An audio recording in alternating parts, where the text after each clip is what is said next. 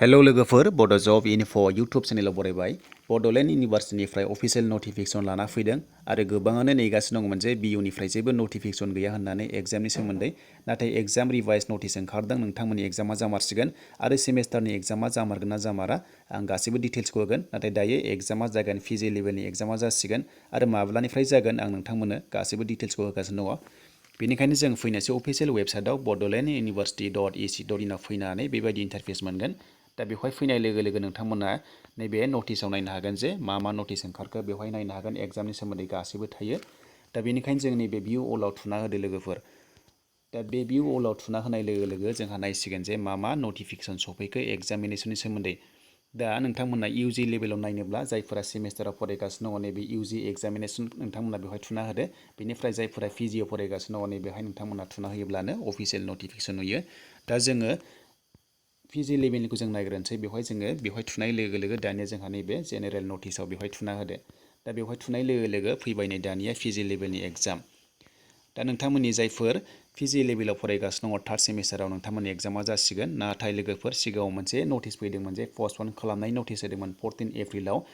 मानोना नोंथांमोननि एग्जामा जानो गोनांमोन 26 एप्रिलाव बेखौ पस्टपन खालामदोंमोन नाथाय बिनिनो गोदान रिभाइस नटिफिकेसन ओंखारबाय जे नोंथांमोननि एग्जामा जासिगोन होननानै 19 एप्रिलाव आरो बे एग्जामा माब्लानिफ्राय जागोन आं दायो बेहाय नटिफिकेसन डाउनलड खालामना देखायनोसै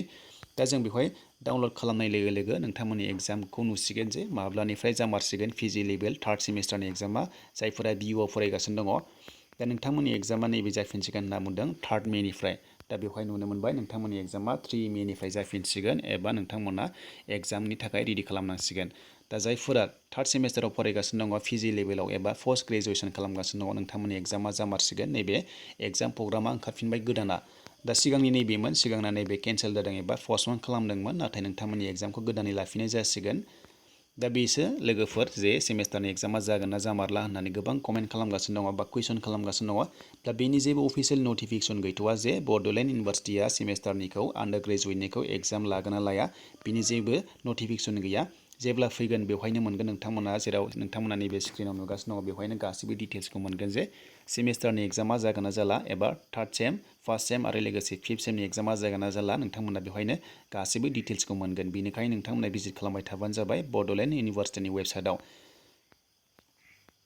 आरो लोगोसे मोनसे खोथा लोगोफोर गुवाहाटी इउनिभार्सिटिनि आन्डाराव जायफोर फरायगासिनो दङ नोंथांमोननि सेमेस्टारनि एग्जामा जामारगोन ना जामारा बेनिबो जेबो अफिसियेल नटिफिकेसन गैथ'वा नाथाय माखासे एग्जामा केन्सेल जाबाय होननानै होदों जायफोरा बिटेक खालामगासिनो दङ नोंथांमोननि एग्जामा केन्सेल जाबाय आसा खालामो नोंथांमोना बुजिबाय जानांगौ गुवाहाटी इउनिभार्सिटिनि वेबसाइटआव नोंथांमोना थांना नायनो हागोन अफिसियेल नटिफिकेसन नाथाय नैबे जाबाय लोगोफोर बड'लेण्ड इउनिभार्सिटियाव जायफोरा फरायगासिनो दङ बेनि पोस्ट ग्रेजुवेसन थार्ड सेमनि एग्जामा जाफिनसिगोन 3 मेनिफ्राय आसा खालामो नोंथांमोना भिडिअखौ बुजिबाय